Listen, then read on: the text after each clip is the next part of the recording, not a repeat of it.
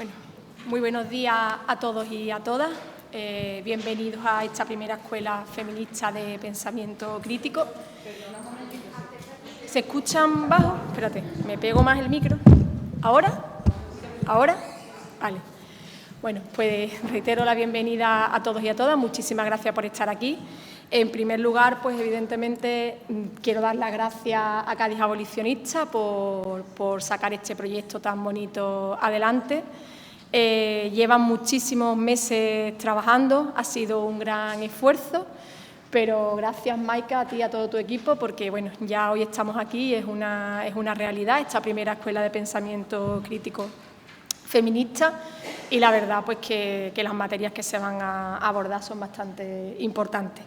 En segundo lugar, pues quiero dar las gracias a la UCA por cedernos este espacio tan maravilloso en el que vamos a tener la oportunidad durante estos 2 días pues, de celebrar la escuela, y por supuesto daros las gracias a todas las personas que os habéis inscrito, porque más de 250 inscripciones, entiendo que aquí hay personas de toda la provincia y, por supuesto, bueno, pues también me imagino que de otros sitios de España, y yo como diputada provincial y como concejala del Ayuntamiento de Jerez, pues me da alegría ver que la provincia está perfectamente representada aquí y que hay personas, evidentemente, pues que se preocupan por lo que es el feminismo y los problemas todavía que hoy tenemos que abordar.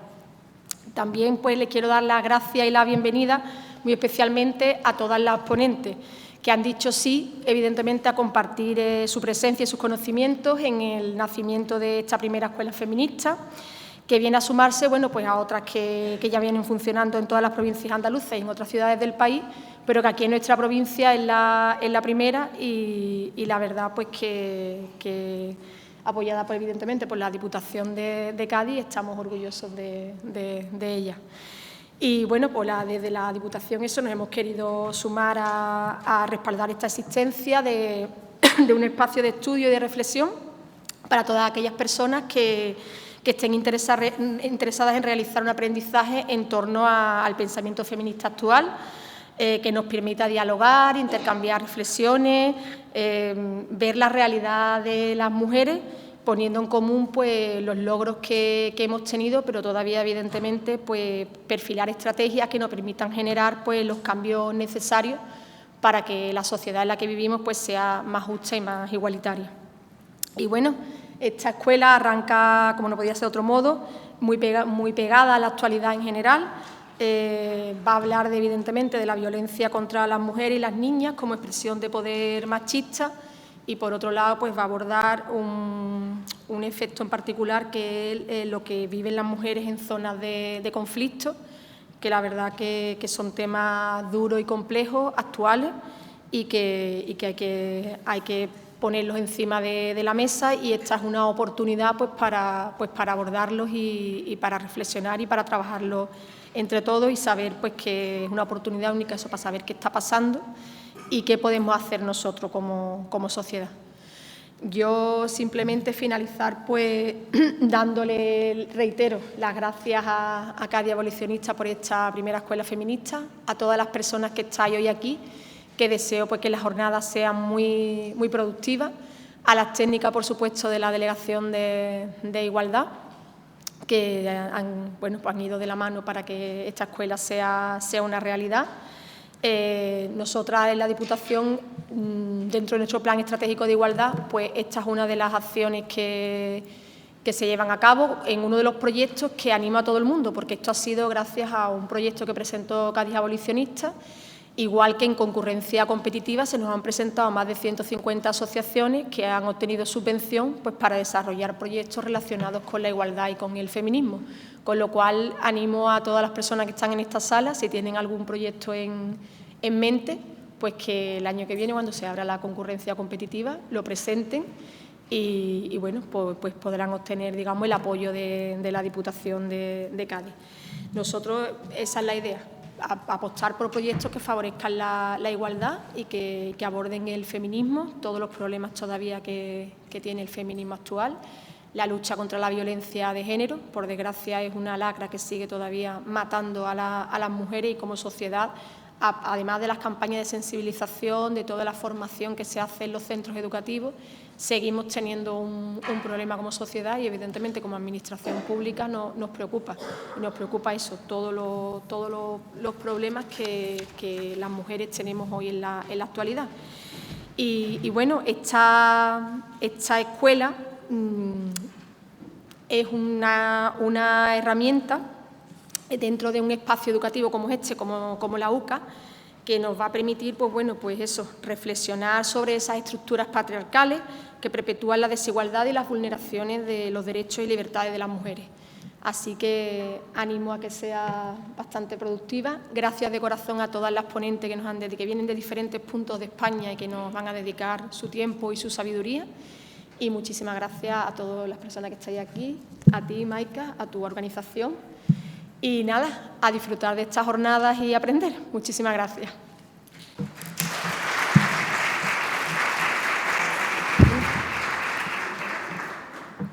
Buenos días.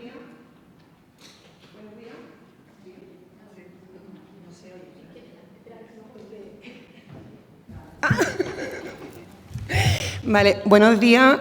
Soy Maika, coordinadora de esta primera escuela feminista por parte de CADI Abolicionista, y me quiero dirigir, por supuesto, a todas mis compañeras de CADI Abolicionista y a nuestra querida comunidad educativa.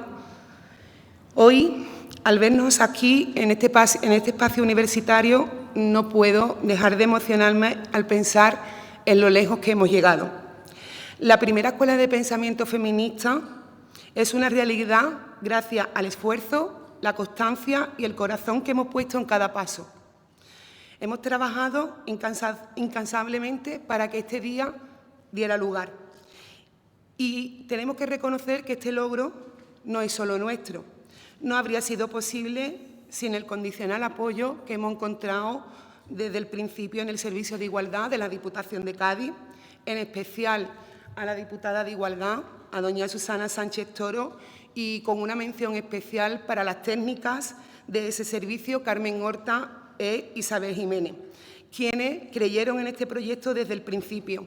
Gracias, Isabel, gracias, Susana, y gracias, Carmen, por estar de nuestro lado, por apoyarnos cuando más lo necesitábamos y por hacer de esta escuela una realidad. Quiero también extender mi agradecimiento a la Universidad de Cádiz por cedernos este espacio sin condiciones y respetando la esencia del pensamiento crítico en la Academia Feminista. Además, quiero expresar mi más profundo agradecimiento a las 10 mujeres increíbles que nos acompañarán durante estos días como ponentas, todas ellas especialistas y referentes en materia de feminismo. Su sabiduría, experiencia y compromiso serán el pilar de este espacio de reflexión y aprendizaje. Gracias por estar aquí, por compartir vuestros conocimientos y por inspirarnos a seguir adelante en esta lucha por la libertad de todas. Vuestra presencia es un honor y una motivación para quienes estamos aquí. Pero, sobre todo, permítame que me dirija a mis compañeras de lucha. Cada logro, cada paso es por y para vosotras, para las que están y para las que no, para las que a lo largo de estos 5 años de CADI Abolicionista nunca nos habéis soltado la mano, para quienes creyeron en nosotras y para quienes nunca nos pidieron nada a cambio. Este espacio que hemos conquistado no es solo una escuela, es un homenaje para todas nosotras, a nuestras voces y a nuestra fuerza. Porque esta lucha es nuestra y aunque el camino no siempre ha sido fácil, hoy demostramos que juntas podemos romper barreras, abrir caminos y construir un futuro más justo, igualitario y emancipador para toda la sociedad. Este logro, como digo, nos pertenece a todas, pero cuya presencia sentimos en cada palabra y en cada acto. Seguimos adelante con fuerza, con convicción y siempre con el objetivo de construir un feminismo que sea crítico y, sobre todo, abolicionista. Por vosotras, por nosotras, por ellos y por ellas, seguimos, compañeras. Esto es solo el comienzo. Muchas gracias.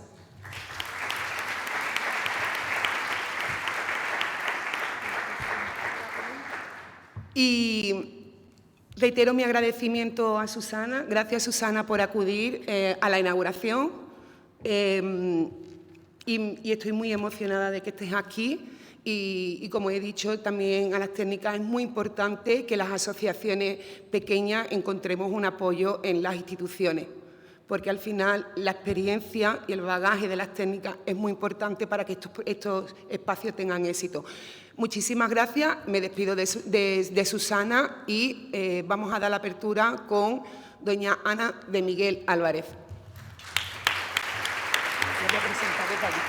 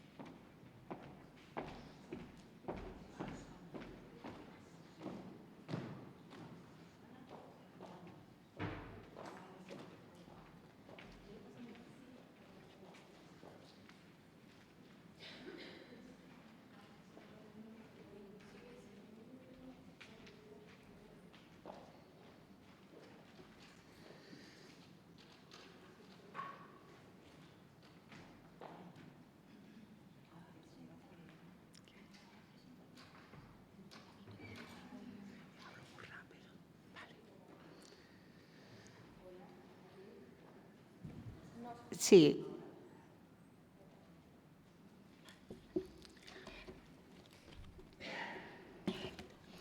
No encuentro la presentación de Ana. Vale.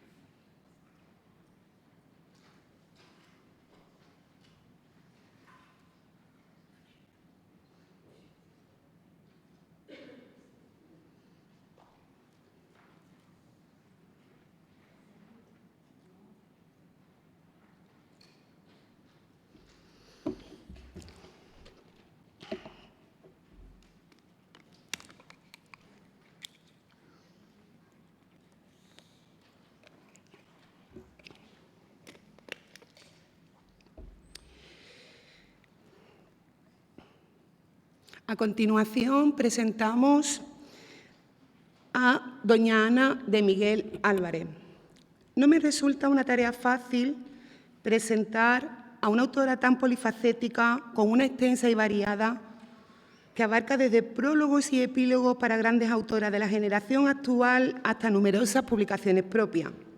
Ana de Miguel es filósofa y feminista española, reconocida por sus estudios sobre la historia del pensamiento feminista y su crítica al neoliberalismo. Es profesora de Filosofía Moral y Política en la Universidad Rey Juan Carlos y una de las voces más influyentes en el feminismo de habla hispana. Sus investigaciones se centran en teoría feminista y es autora de varios libros claves. Por mencionar algunos: Neoliberalismo sexual, El mito de la libre elección, Ética para Celia, la trilogía de la teoría feminista, su tesis sobre Alexandra Kollontai, la hace una autora única. Además, Ana ha impulsado un feminismo crítico que denuncia las formas de opresión patriarcal en el capitalismo contemporáneo.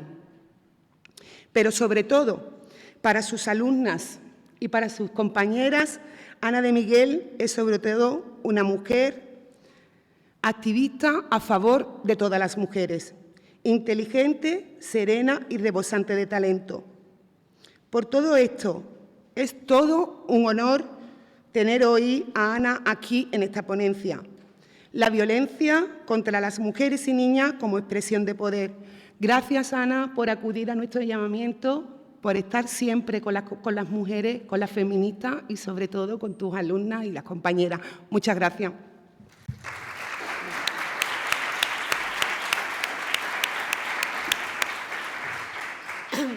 Hola, buenos días. Bueno, pues quiero empezar agradeciendo, pues a todas las que habéis organizado estas jornadas, a Cádiz Abolicionista, a la Diputación, la diputada de Igualdad, las técnicas, a Maika muy especialmente y, bueno, pues sin más preámbulos voy a comenzar. Para hablar de la violencia contra las mujeres, como es la primera ponencia, vamos a comenzar, si os parece, por recordar lo que es el feminismo, un poco. Lo sabemos, pero nunca viene de más. El feminismo, que es una teoría crítica de la sociedad, es una teoría crítica de la sociedad, eso lo lleva implícito las jornadas en las que estamos. Estamos en la universidad, porque la universidad es la casa del conocimiento, es donde confiamos en una serie de valores en que el principal es el conocimiento. Tenemos la certeza de que para solucionar los problemas que afectan a la comunidad humana hay una clave, que es llegar a conocer en profundidad la causa de esos problemas. Para solucionar los problemas de la vida, la violencia, entre ellos, no basta con tener buena voluntad. La buena voluntad, la determinación, es esencial en la vida humana. Sin determinación, el conocimiento no basta. En realidad estoy citando a Aristóteles todo el rato, al gran filósofo, cuando nos dice cómo tenemos que abordar la vida, cómo tenemos que generar un carácter, cómo tenemos que conseguir que haya una vida buena para la comunidad humana. Pues hay dos cuestiones fundamentales. Una es la determinación y la voluntad, pero sin conocimiento no vamos a ningún lado. Hay ese refrán de que el infierno está lleno de buenas intenciones, que no basta el decir la violencia contra las mujeres es una lacra, condenamos la violencia. No salimos de la condena si no llegamos a conocer las causas de esa violencia. Solo si llegamos a conocer las causas podremos ir hacia ellas y combatirlas adecuadamente. Por eso estamos en la universidad, también nos movemos en otros espacios que no son la universidad, pero cuando estamos aquí es porque honramos y reconocemos el valor del conocimiento, con ello del debate, de la argumentación y de la serenidad, como decía Maika en la presentación, la serenidad para no estar de acuerdo y debatir en torno a argumentos y llegar a conocer mejor. En este caso, en mi charla, el tema de la violencia contra las mujeres, pero cualquier otro tema. Aquí no es el espacio ni de los insultos, ni de las coacciones, ni de la fe, es el de la discusión crítica. Y por eso honramos a la universidad y sus valores. Como feministas ha sido el conocimiento, en buena medida, luego la determinación individual y colectiva, lo que nos ha traído hasta aquí, pero vamos al conocimiento. Dicho esto, el feminismo es una teoría crítica de la sociedad, sí, pero el feminismo comenzó hace 200 y pico años como un conjunto de reivindicaciones. Comenzó cuando se juntaron el número suficiente de mujeres, tirando a pocas, pero el número suficiente para poder llevar al espacio colectivo lo que fue un conjunto de reivindicaciones, el derecho al voto, el derecho al trabajo asalariado, el derecho a la educación, a la autonomía. Es un conjunto de reivindicaciones, pero hoy el feminismo han pasado 200 años. ¿Sigue siendo un conjunto de reivindicaciones? En buena medida lo es. Pero el feminismo hoy nos damos cuenta de que tiene una carga de profundidad mucho mayor que el ser un conjunto de reivindicaciones, con lo importante que es tener unas reivindicaciones que plantear a la sociedad a la sociedad. Pero es que es mucho más. ¿Qué sería? Ahí es, pues el feminismo hoy sabemos que es la llegada al mundo humano de una nueva autoconciencia de la humanidad. Esto es muy importante. Voy a detenerme un poco porque esto es tanto como decir que hoy nos damos cuenta de que el feminismo es una filosofía completa de la vida. Una filosofía es tener una idea de qué es el ser humano, una idea de qué es el ser humano.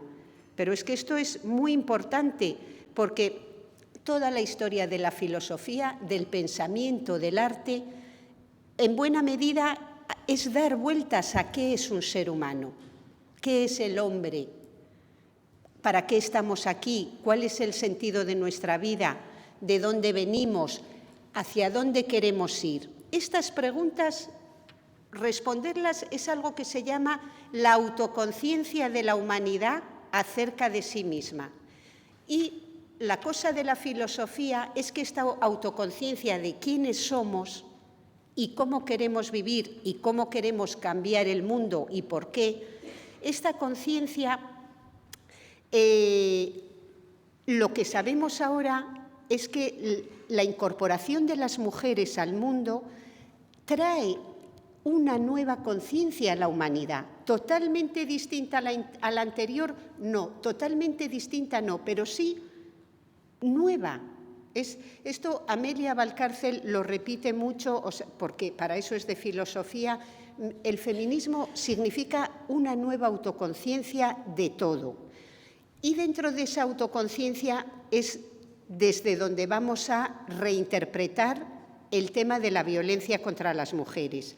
Pero me detengo un poco más. ¿En qué consiste nuestra autoconciencia nueva? Que implica una nueva definición del ser humano, incluso, de lo que está bien y lo que no, en lo que consiste la vida valiosa y no. Bueno, pues esta nueva autoconciencia yo la voy a definir así, pero me gustaría debatirlo luego, porque es el contexto en el que tenemos que comprender el hecho de la violencia contra las mujeres y las niñas. Hay que comprenderlo en un contexto, siempre en una filosofía general de la humanidad. Cuando hablamos las mujeres y hablamos desde el feminismo, estamos hablando del sentido de la vida, de la aventura de la humanidad entera. No estamos hablando de los problemas de las mujeres. No, nos tenemos que dar cuenta que estamos hablando del ser humano y de qué hacemos aquí y de si merece la pena seguir adelante. Porque, hago un paréntesis, pero nuestras jóvenes parece que están diciendo, dentro de esa nueva autoconciencia, no merece la pena seguir adelante. Y por eso no tienen hijas ni hijos. Con la tasa de natalidad que hay en nuestro país, es tanto como desde la filosofía. La sociología puede decir, hay una crisis de natalidad, pero la filosofía, que es una autoconciencia, lo que dice es, parece que nuestras jóvenes han tomado una decisión, no merece la pena que la humanidad siga adelante, porque no van a decir, no, que se reproduzcan otros para que la humanidad siga adelante. No, cada vez que un ser humano dice, no voy a tener hijos, es como si estuviera diciendo, porque no merece la pena seguir adelante, por una razón o por otra, pero el ser humano es un ser reflexivo. Aunque no lo sepa, está, como decía Jean-Paul Sartre, cuando decides tu vida, decides para toda la humanidad. Bueno, ¿cuál sería esa autoconciencia? Mirad, la autoconciencia hoy de las mujeres es que este mundo no lo hemos hecho nosotras. Pero esto, que ya lo dijo Simone de Beauvoir, por supuesto, pero es que hoy las jóvenes especialmente, aunque no sean hiperconscientes de ella, no lo pongan en conceptos, sí tienen esta intuición muy fuerte de que este mundo no lo hemos hecho nosotras. Es duro, parece desempoderante, ¿verdad?, llegar a la conclusión, decir, este mundo no lo hemos hecho nosotras. Eso es lo que puedo decir de este mundo, que nosotras no hemos sido. Pero, fijaros, hoy esta autoconciencia nuestra todavía es más fuerte, más honda, porque ya no lo podemos expresar así, porque no es exacto.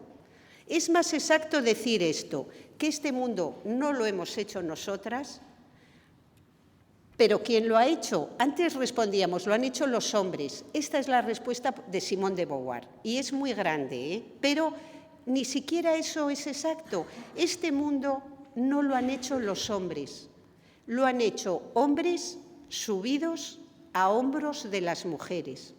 O sea, no es solo desdichadamente, por eso es una carga de profundidad muy fuerte, porque darte cuenta de todo esto te hace ver toda la historia de la humanidad, pero no la historia de y hubo esta guerra, y hubo estos inventos, no, sino la historia de cómo el ser humano se concibe a sí mismo.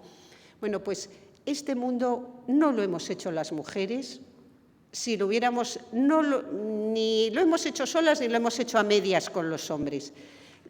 Y no lo han hecho exactamente los hombres, lo han hecho hombres subidos a hombros de mujeres, lo que les ha hecho tener una idea desproporcionada de su tamaño, porque cuando tú te ves a ti mismo subido a hombros de otra persona, te ves más alto, te ves más fuerte, te ves más lejos del suelo y del hecho de que eres un animal, no solo, porque eres un animal con autoconciencia y eso lo cambia todo, pero no te ves lejos de todo de los cuidados enormes que necesita el ser humano, te ves lejos de nuestra naturaleza que condiciona totalmente el sentido de nuestra vida.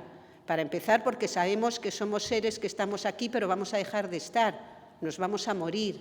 Ese hecho, unido a otros muchos, esa autoconciencia, cuando tú estás ahí arriba porque estás encima de otra persona, que digamos que te da la libertad, te da el llegar más alto, más lejos, más fuerte. Siempre se me viene a la mente Miguel Ángel pintando la Capilla Sixtina.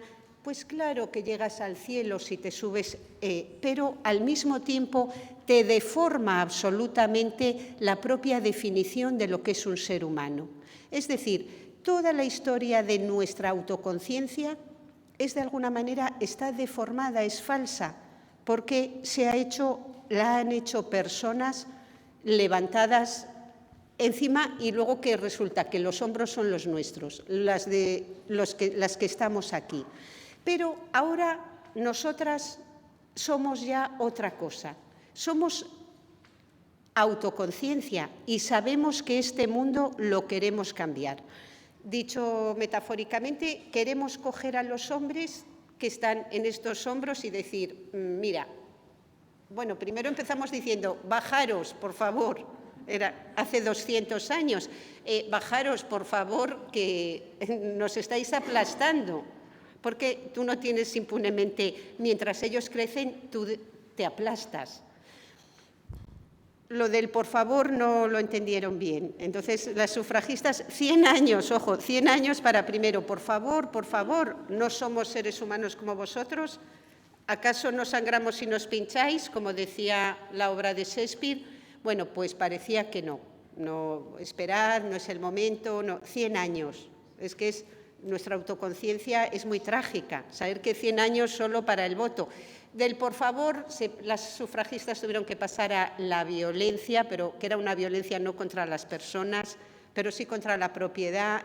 Al final, las reivindicaciones cuajaron, pero fijaros, hoy que nos damos cuenta de que cómo puede ser tan complicado y tan difícil que 200 años de la determinación de las mujeres por cambiar la sociedad, por cambiar un mundo, no la sociedad, la aventura de la humanidad, por comprender que el mundo podía ser de otra manera, que eso es el pensamiento crítico, que es tener la idea clara, o luego hace unos años se dijo hay alternativas, pero el feminismo es la idea clara de que el mundo puede ser de otra manera y que dentro de las limitaciones del ser humano, que son gordas para ser feliz o tener una vida buena, podemos cambiar muchísimas cosas para que la vida sea mejor para toda la comunidad. Esta conciencia que tiene el feminismo tan fuerte no nos escuchan y no quieren saberlo, y no nos hacen caso, y es más, estamos en un retroceso que tenemos que valorar, pero nosotras ahora nos vamos a preguntar cómo es posible que haya tantos obstáculos para nosotras mismas para poder vivir simplemente una vida sin violencia. sin violencia ejercida por la otra mitad de la humanidad contra nosotras. Es que esto vamos a pensarlo con toda la fuerza y profundidad de la que seamos capaces a lo largo de todas las jornadas. Vamos a ver, ¿cómo es posible que las mujeres, después de 200 años de lucha sostenida por cambiar la percepción del ser humano neutral, es decir, los hombres, sobre quiénes somos las mujeres y cambiar nuestra propia percepción y pasar a considerarnos seres humanos todos del mismo tamaño, nosotras habiendo recuperado nuestro tamaño normal y ellos bajándose ontológicamente a lo que somos, seres humanos de carne y hueso que nacen y mueren cuidables, que pueden llegar mucho más lejos y que aspiran a la libertad, pero que la base nunca se puede olvidar, porque cuando el ser humano se pierde porque no sabe quién es, pues es grave para toda la humanidad y muy grave. Entonces voy a pasar de aquí, pero el contexto es que somos la comunidad humana, que queremos cambiar el rumbo de la humanidad, que esta sociedad, este mundo, no lo hemos hecho nosotras, lo han hecho hombres subidos a nuestros hombros y este mundo lo tenemos que cambiar y de raíz. Por eso el feminismo es que hay que cambiarlo de raíz, de verdad, porque es posible vivir una vida mucho mejor.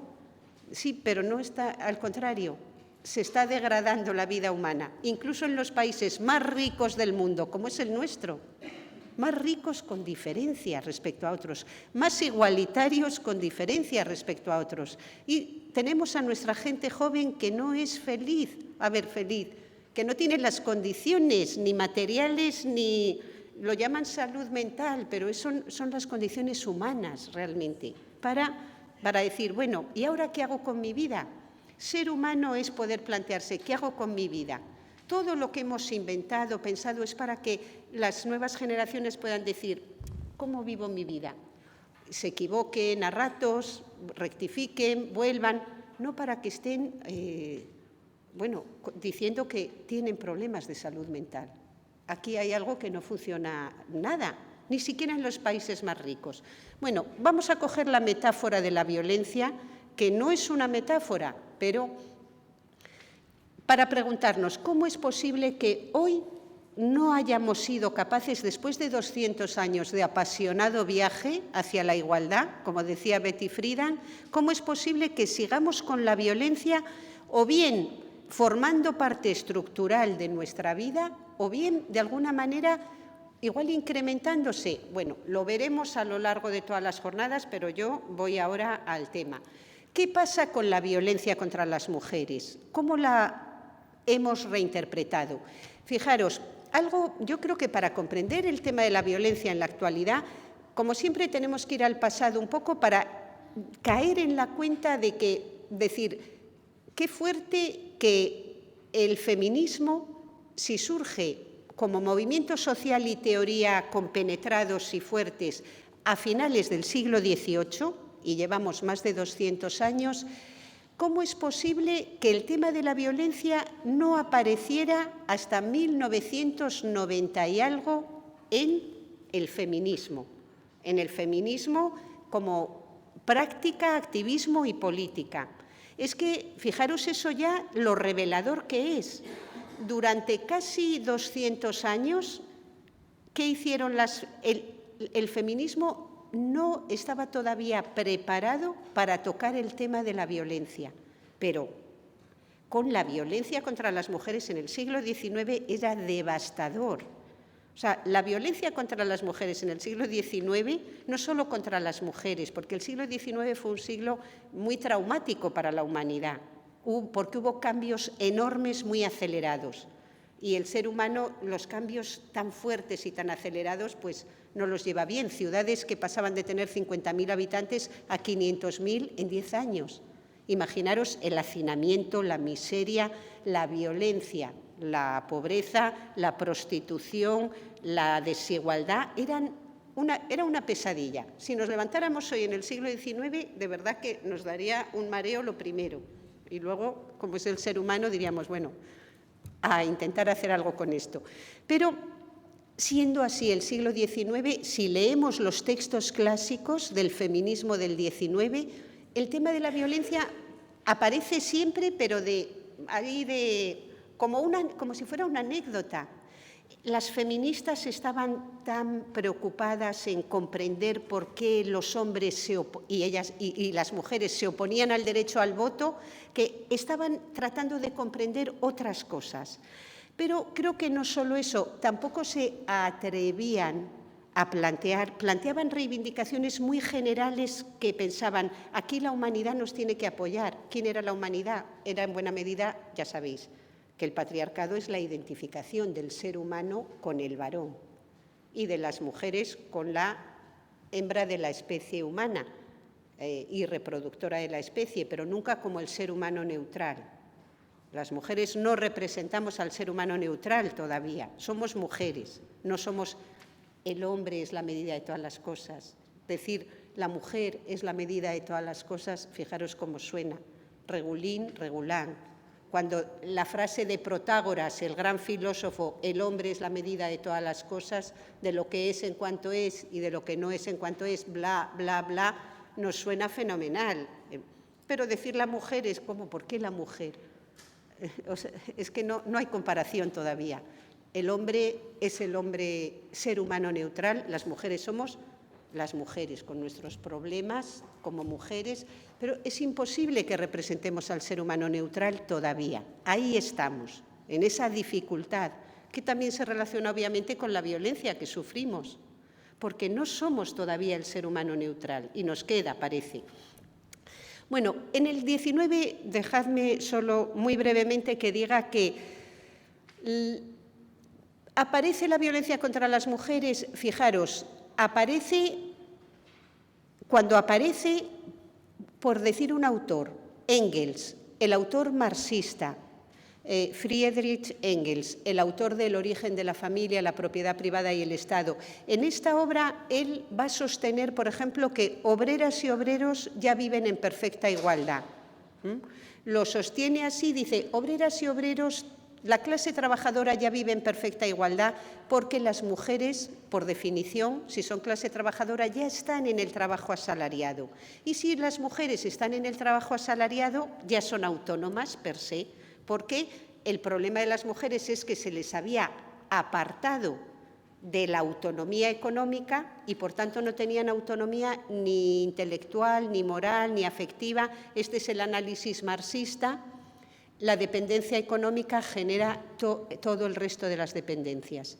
Y dice, pero como las obreras ya trabajan en el trabajo asalariado, ya se han emancipado y, por tanto, por definición, mujeres y hombres de clase trabajadora ya viven en igualdad. Pero añade, salvo cierta brutalidad de los obreros con las obreras, que está tan arraigada después de miles de años de opresión de las mujeres, dice que es muy, muy difícil acabar con ella. O sea, es que, lo repito, no lo va a mencionar más, pero va a decir, sí va a hablar mucho de la prostitución, sin embargo, luego, pero de la violencia solo va a decir la brutalidad de los trabajadores con las trabajadoras está tan arraigada que aunque ellas trabajen, pues es muy difícil. Eso no. Sí, pero luego pasa de puntillas. Un autor como John Stuart Mill, llega a escribir esto en su obra El sometimiento de las mujeres. Llega a escribir un caballero inglés, esto lo escribe en 1870, un caballero inglés sabe que puede asesinar a su esposa, que no va a tener ningún problema con la ley. O sea, la impunidad. Esto, porque he querido poner un ejemplo que hiciera referencia a la clase trabajadora y otro a la clase media y media alta.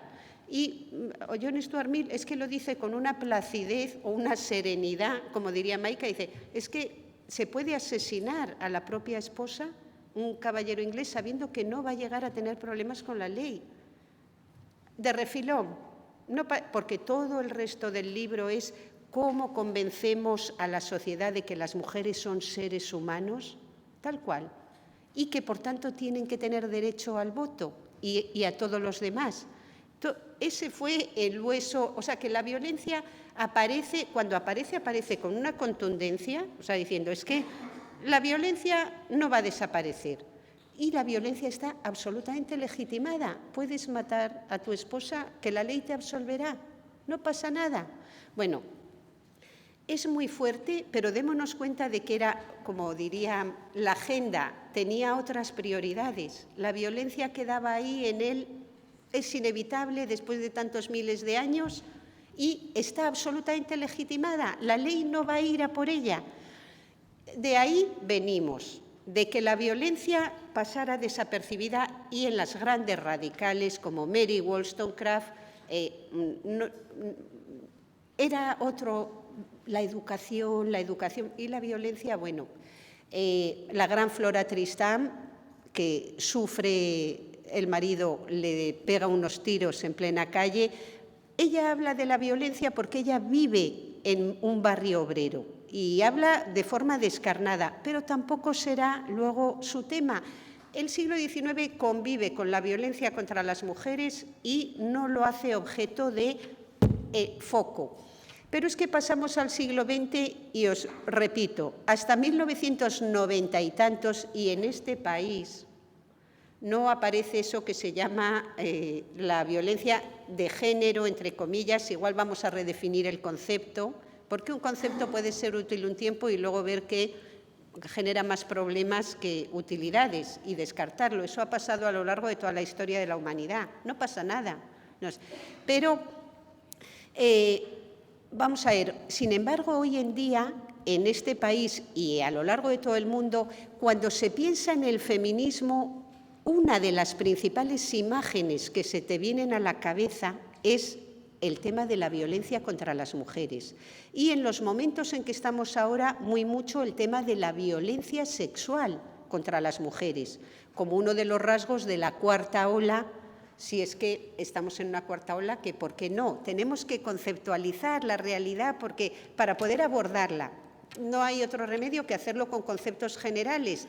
Y los conceptos sirven para lo que sirven, para entrar en un tema. Pero hay que darle entrada. Entonces, en esta cuarta ola es la violencia sexual, el haber despertado ante ella, pero fijaros qué fuerte, qué tarde, cómo hemos tardado más de 200 años en poder conceptualizar la violencia sexual, cuando hace 30 ya creíamos que había igualdad entre mujeres y hombres. Bueno, igualdad formal la hay prácticamente. Bueno, para comprender esto voy a pasar a mencionar y traer aquí a la gran Kate Millett, a la autora que fue la primera realmente que nos hizo ver que la violencia contra las mujeres era un rasgo estructural de las sociedades patriarcales. Pero su obra es de 1969, o sea, hasta 1969, en su obra Política Sexual, las feministas radicales, hasta entonces el feminismo no había sido capaz de identificar teóricamente, que luego, para pasar al activismo, pasarían 20 o 30 años, desde la identificación de Kate Millett, que voy a recordar aquí. Kate Millett, en ese libro, solo le dedica 2 o 3 páginas a definir lo que es la violencia estructural contra las mujeres. Pero son muy efectivas, porque lo primero nos dice, no estamos acostumbradas a asociar el patriarcado con la violencia. Fijaros, o sea, repito la frase porque mirad nuestra autoconciencia, cómo ha cambiado en, bueno, 1969 ya han pasado 50 años, ¿son? Vale, sí, 50, un poco más. Que empiece así la frase, el texto, no estamos acostumbradas a identificar al patriarcado con la violencia, cuando hoy, si con algo identificamos el patriarcado es con la violencia. De esto nos tenemos que dar cuenta de lo importante que es lo que tenemos aquí para ver la realidad. Pero ella dice, no estamos acostumbradas, ¿por qué? Y continúa, dice, porque el sistema de socialización del patriarcado es tan perfecto, dice, no hay otro igual, es tan perfecto que las mujeres ella no lo dice así, pero bueno, yo lo voy a decir así, es como si dijera que las mujeres, por libre elección, abrazamos nuestro papel de sumisas, sometidas, la ley del agrado, el a quién hay que servir, que aquí estoy yo, somos la sal de la tierra para realizar todas las tareas, para que luego otros se eleven sobre esas tareas que realizamos, y ellos creen el mundo de la cultura, de la libertad, de la aventura, del arte, el mundo de todo lo demás. Somos esa sal de la tierra. Bueno, pero entonces Kate Millett dice, como es perfecto, casi perfecto, nadie escapa, las mujeres son perfectamente educadas desde pequeñas e interiorizan su papel de tal manera que la violencia es casi innecesaria. Pero ella continúa diciendo, sin embargo, y en ese sin embargo va a definir la violencia estructural. Dice, sin embargo, el patriarcado, como cualquier otro sistema de dominación, de poder, dice, como el imperialismo o la desigualdad de clase, dice, sin embargo, el patriarcado no tendría el efecto tan enorme que tiene sobre la vida de las mujeres si no hiciera uso de la violencia, de dos maneras. Uno, como una amenaza constante, como una forma de intimidación constante, y dos, como una forma de solucionar los casos, digamos, de insumisión de las mujeres. Esas serían las dos funciones estructurales de la violencia, según Kate Millett. Primero, voy a decirlo de esta manera, meter el miedo en el cuerpo a las mujeres. Fijaros, yo, que la verdad llevo toda la vida pues, intentando comprender este sistema de dominación, no solo el efecto en las mujeres, sino cómo ha determinado la historia de la humanidad. Para bien en una parte y para mal. O sea, cómo nuestra historia podía haber sido completamente distinta si nosotras hubiéramos pintado algo en este mundo. No lo hemos pintado, es así. No lo hemos pintado. Hemos cooperado a que otros pintaran ese mundo. No digo que no sea una cooperación fundamental, claro, sin nosotras, si eres la condición material para que algo tenga lugar, si la condición material se anula, pues se acaba todo el asunto. Pero eso no es ser exactamente humano. Humano es poder poner fines a la vida de la humanidad, individual y colectiva. El ser humano es un dador de sentido y de fines, no un reproductor de la vida en la parte de animales que somos, que lo somos. Y, bueno, vamos a ver. Ay, que se me ha ido la cabeza, por favor. Tú que estás tomando apuntes, bueno, si es que estás... En la definición de Kate Millett, bueno... fijaros que entonces, el miedo, el tema del miedo, sí, es que cuando me voy a que somos animales y tal, se me revuelve la cabeza. Bueno, pues el miedo es, dice Kate Millett, porque si lo es la violencia, como si la violencia forma parte estructural del sistema, entonces es que las mujeres hacemos lo que hacemos en buena medida no solo por la zanahoria, no solo por este es el sentido de tu vida, así vas a ser feliz, tu cuerpo es tu mejor recurso, ponte guapa. No, eso es la parte de yo modelo tu vida interior para que tú seas feliz y encuentres sentido a tu vida abrazando tus cadenas. No, el ser humano, fijaros, no es así. O eso es lo que tenemos que pensar. No, el ser humano, por mucho que se le ofrezca un sentido de la vida, el ser humano es rebelde de por sí. Si vamos a un parque como hacían los filósofos sofistas, ya en los principios de la filosofía decían, si queremos conocer al ser humano, vamos a un parque donde estén jugando los niños y las niñas. Vamos a observarles ahí un poco y... Yo creo que esa observación es crucial. Tú miras a niñas y niños pequeños y ves que son unos rebeldes natos. Lo primero que dice un pequeño no es ni mamá, ni papá, ni agua, es no.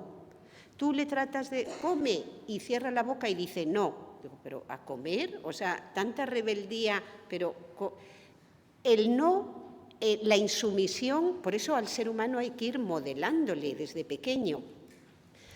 El miedo, ¿y si el miedo es lo que ha modelado la vida de las mujeres a lo largo de toda la historia, pero es más, lo que sigue modelando nuestra vida en la actualidad? El peso del miedo en nuestra vida, porque la violencia y la amenaza de la violencia, hablamos de la violencia, pero ¿qué consecuencias tiene? Que vivimos con miedo toda la vida. Y si tú vives con miedo, os digo, ¿qué necesita el ser humano para vivir? Lo primero, necesita seguridad. Están todo el día quienes han creado el mundo del arte, quienes nos han dicho quiénes somos, siempre nos dicen, hoy somos niños que juegan. Nietzsche. El ser humano es un niño que juega, debe ser un niño, esa aventura es, digo, o sea, iros a la mierda, tal que así, porque para jugar vosotros, sí, no, porque para jugar ellos, para ver el mundo como aventura, para ser Ulises y estar 20 años de viaje, para hacer la metáfora de la vida es viaje, tenía que estar Penélope encerrada 20 años en casa, cuidando de Telémaco para que encima le dijera, ¿tú qué haces ahí fuera? Vuelve a tus aposentos. Para que unos seres humanos jueguen, creen, ha sido a costa de que la otra mitad de la humanidad, su vida fuera la insoportable pesadez del ser, aliviada porque el ser humano, ya lo siempre encuentra alivio, esté donde esté, porque es nuestra condición, si no, no seguiríamos aquí. Pero, ¿y si viviéramos con miedo siempre? Entonces voy a pasar a la autora yo entiendo mejor lo que es la violencia estructural que sufren las mujeres con la gran Susan Brown Miller, la autora de Contra nuestra voluntad, un ensayo sobre la violación. Esta obra es un poco posterior a la de Kate Millett y es otra de las grandes obras del feminismo radical. Mirad, solo el título, Contra nuestra voluntad, va a teorizar sobre la violación. Publicada no sé si 1975 o 1981, por un tema de las traducciones. Pero esta obra, que pasó muy desapercibida en su día, es la otra obra en la que se elabora el concepto de violencia estructural contra las mujeres como la manera de que nosotras nos hayamos sometido toda la historia de la humanidad, porque eso, francamente, así ha sido. Es que no hay que verlo con paños calientes. Claro que las mujeres somos seres humanos en nuestra totalidad. Por eso nos tenemos que preguntar y querer encontrar una respuesta, que eso es la filosofía, hacernos una pregunta y no parar hasta que la sociedad entera quiera encontrar la respuesta y dar un paso adelante. Por tanto, ¿cómo ha sido posible? ¿Cómo los hombres se han tolerado hacer lo que nos han hecho? ¿Cómo se toleran los hombres hacer lo que nos siguen haciendo? Porque si no, no estaríamos aquí. Estamos aquí porque hay una parte sustancial de la humanidad que sigue ejerciendo la violencia contra las mujeres y las niñas, algo terrible, con buena conciencia. Ese es el problema que tenemos. El problema de la violencia es que es ejercida con buena conciencia y que es una asimetría y falta de reciprocidad brutal entre las dos partes que constituyen la humanidad, que somos las mujeres y los hombres. Somos la humanidad entera juntos, pero la asimetría de nuestro comportamiento sigue siendo brutal. Por eso ellos no están hoy aquí juntos pensando cómo las mujeres se toleran hacer lo que nos hacen. Imaginaros a los hombres preguntándose, juntándose como nos juntamos nosotras continuamente, que estamos inmersas en un proceso autorreflexivo enorme, todo el día preguntándonos quiénes somos, de dónde venimos, podremos cambiar las cosas, qué mundo queremos, cómo. Nosotras estamos todo el día dando vueltas a estas preguntas. ¿Os imagináis a los hombres preguntándose ¿Cómo las mujeres se toleran hacernos lo que nos hacen y encima con buena conciencia? No, es que hay una falta de reciprocidad y el ser humano, si no tiene miedo, no soporta la falta de reciprocidad. Dice, ¿pero qué haces? ¿Qué estás haciendo? O sea, es esa... Ahí sí, no somos niñas que jugamos, ni queremos serlo, las mujeres mayores. Fijaros qué ridículo queda. La niña que llevo dentro, la niña que juega. Sé que hay gente que le preguntan, ¿y qué es de la niña que llevas dentro? Y contesta, pero los hombres todo el rato, ay, es que un señor de 60 años que sale con una de 25 y dice, ella es mucho más madura que yo. Digo, bueno, es que, o sea, ¿eres idiota? ¿Crees que nuestra capacidad de que nos tomen el pelo ya se ha agotado? No. Pero sí, nosotras estamos maduras siempre y ellos son esos niños que juegan a inventar el mundo. No, y han inventado todo Internet. ¿Quién lo ha pedido? ¿Quién ha pedido que se inventara?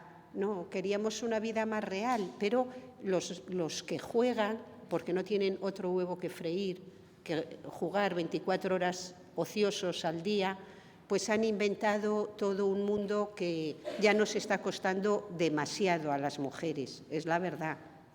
Pero, bueno, volviendo, Susan Brown Miller, fijaros, ella es lo que escribe, no escribe en su obra nunca que los hombres sean violadores en potencia todos, pero se lo plantea y dice, no, cuando hablo de violencia estructural, no hablo de que todos los hombres sean violadores en potencia, ni mucho menos. Dice, porque además es que no es real, no identifica bien la realidad. Dice, cuando hablo de violencia estructural, lo que estoy diciendo es que el comportamiento de todas las mujeres queda afectado por las violaciones, sean estas pocas, muchas o regulares. Es que esto es la violencia estructural que nos acompaña toda la vida.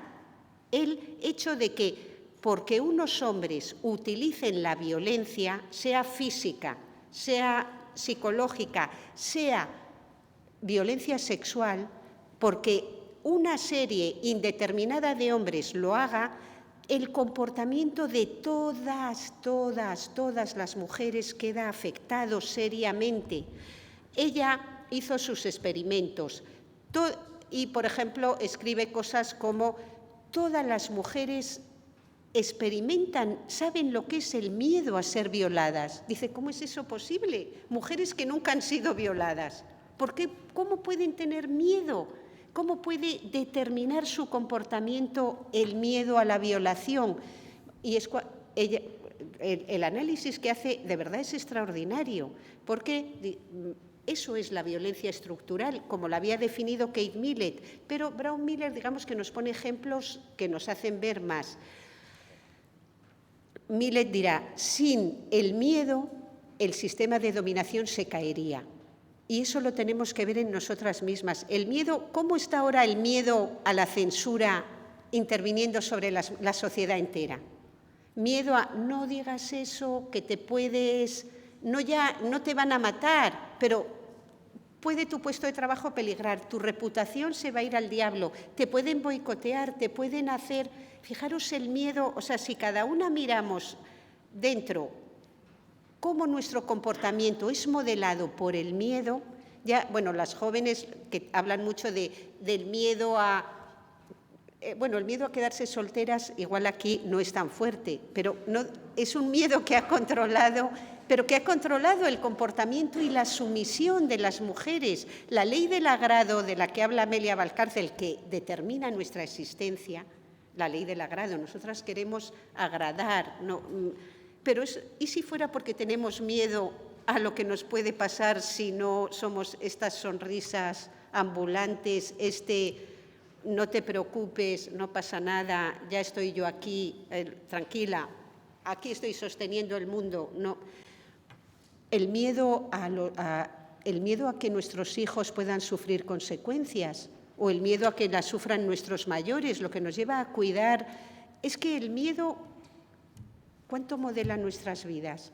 Yo pienso, cuanto más lo examino, veo que cada más y más. Esto, mujeres del siglo XXI. Pero es que esto no es desempoderante.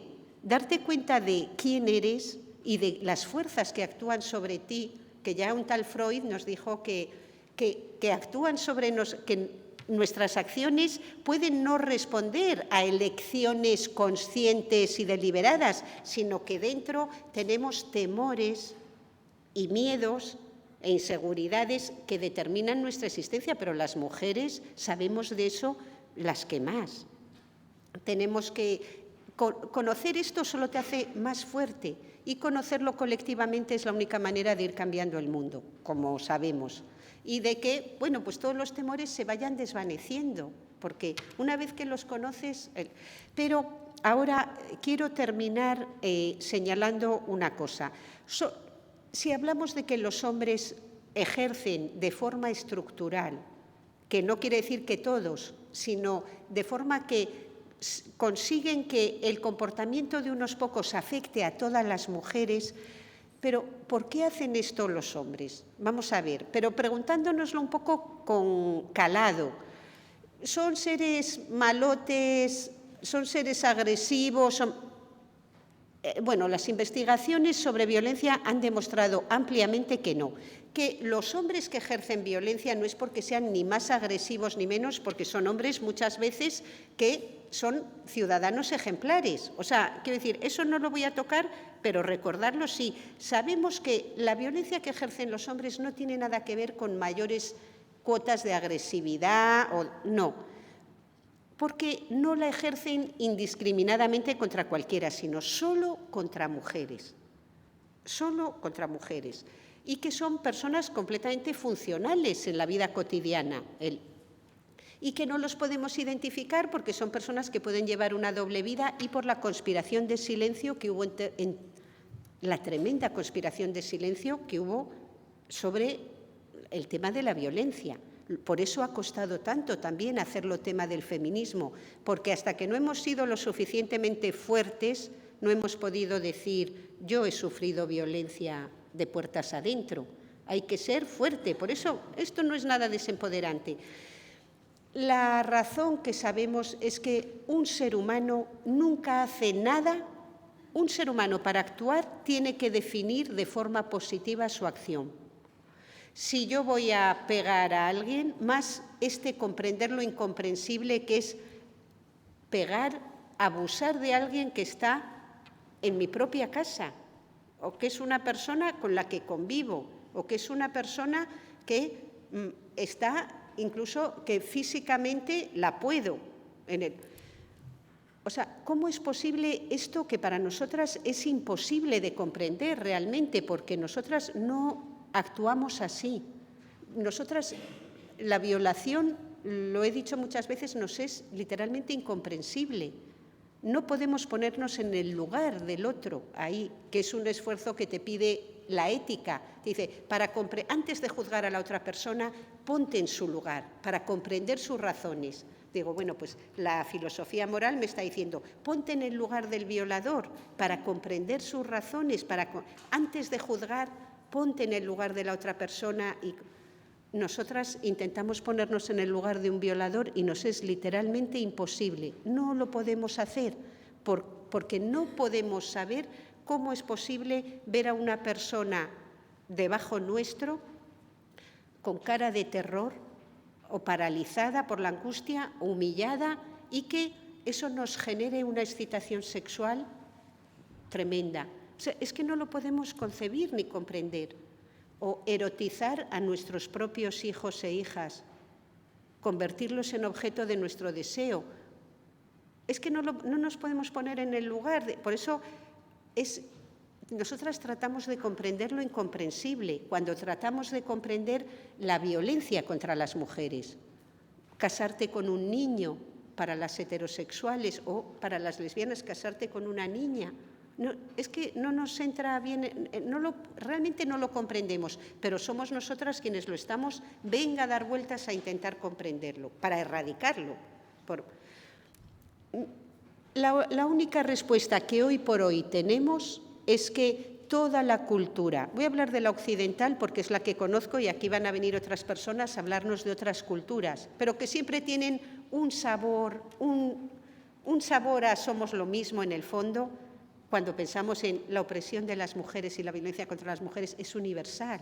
Si somos la misma cosa, somos todos seres humanos, parecemos muy distintos, pero te vas a Pernambuco, te vas al otro lado del mundo y tienes ese aire y dices, pero si aquí mujeres y hombres están igual, unos arriba y otras abajo, sosteniendo mucho choque cultural, pero en el tema de la violencia contra las mujeres no hay tanto choque cultural. La única respuesta que hemos encontrado es que todo el mundo de la cultura, de la creación, del arte, del pensamiento filosófico, de todo menos el feminismo, que es también pensamiento y teoría crítica de la sociedad, ha legitimado la violencia contra las mujeres. La física, la psicológica y la sexual, todo. Voy a terminar, pero quiero... La mitología griega. Yo contaros, en la mitología griega he encontrado, pero es que he encontrado solo hace 6, 7, 8 años, al volver a leer y al volver a leer Las Troyanas, porque me invitaron a Mérida al festival en que reviven en el Teatro Romano de Mérida las obras de los grandes trágicos griegos. Cuando vi Las Troyanas, digo, o sea, eso que te tienes que agarrar a la mesa y decir, ¿cómo no he visto yo esto antes?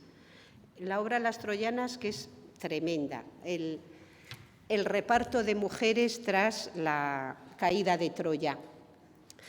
Pero voy a poner un ejemplo más chiquitín, Hércules. Hércules es el modelo de héroe de la Grecia clásica. De Hércules se hacen películas infantiles. Hércules es el modelo de héroe. Esto para que veáis la relación trágica que tenemos las mujeres con la cultura que nos constituye por dentro y de la que no nos podemos desprender, ni queremos, pero nos constituye por dentro. Lo quiero dejar aquí para ver qué hacemos con esto. Hércules es este héroe. ¿Nos gusta la mitología griega? Sí. ¿Nos gusta Eurípides? Sí. ¿Nos gusta Demóstenes? También. ¿Nos gusta la cultura de la que venimos? Es que es como nuestra forma de ser. Hércules, ¿por qué tiene que hacer 12 trabajos para pasar a la posteridad y convertirse en el héroe por antonomasia? Bueno, porque un día Hércules volvió, como siempre, de su trabajo a casa. ¿Y quién estaba en casa? O sea, ya allí me dicen, Ana, no había público y privado. Digo, madre mía, no sé, pues lee un poco la mitología griega a ver si había o no.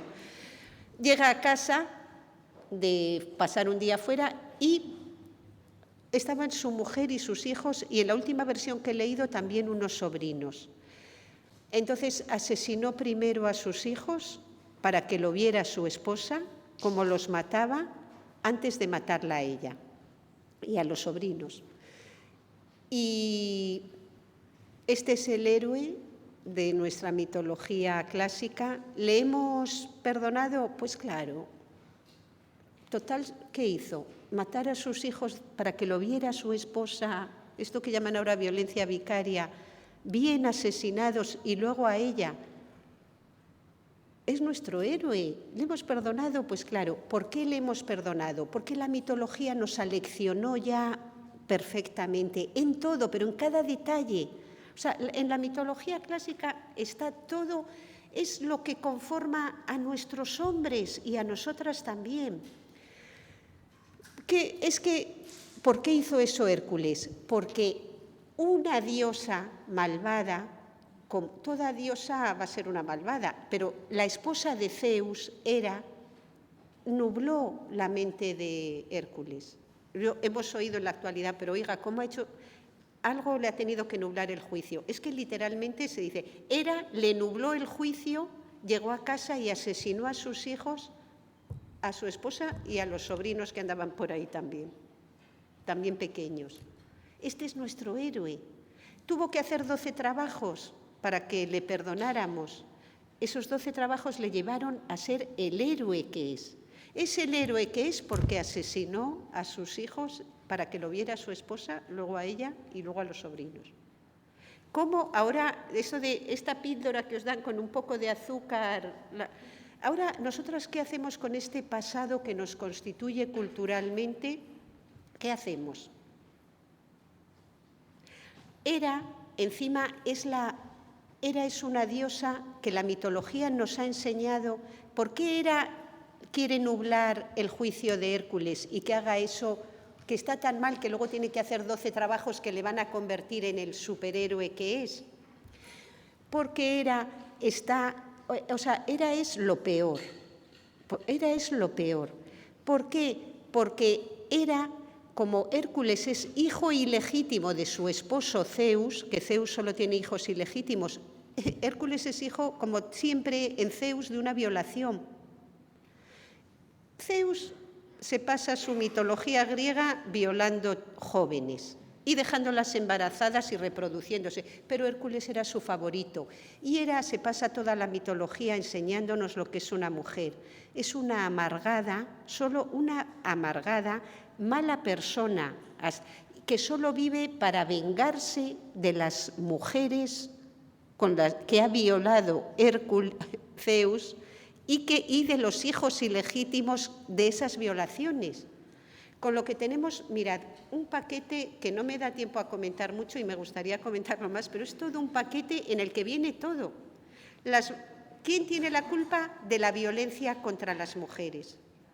Lo primero, Hera. O sea, si él ha asesinado a su esposa y sus hijos es por culpa de una señora amargada.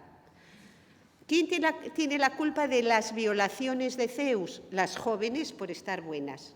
¿Quién se venga de esas mujeres violadas? Hera, la esposa de Zeus. Zeus pasa toda la mitología como un dios campechano, aventurero y encantador. Es literalmente imposible que te caiga mal. Hera es literalmente imposible que te caiga bien. Todo lo malo viene de ella.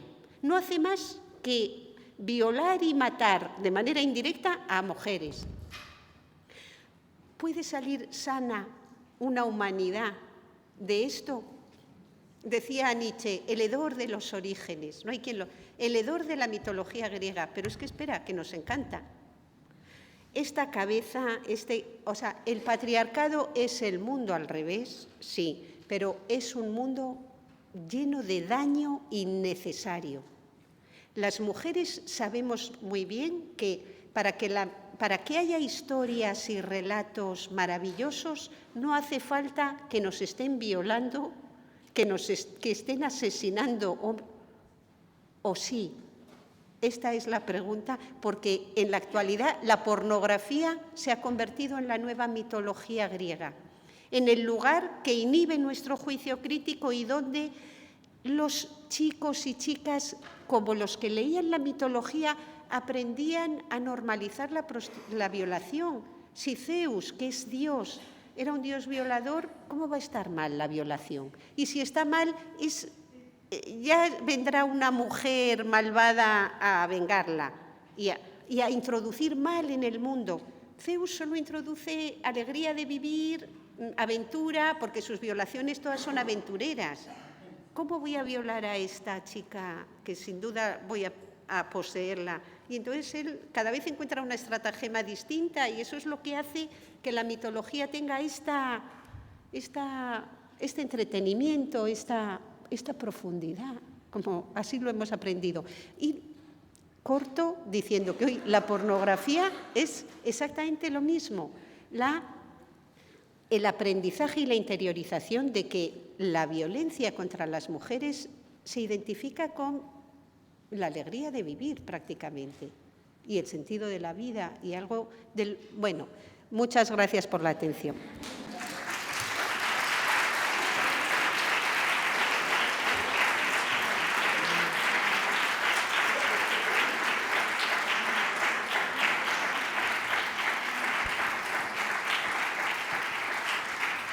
Gracias.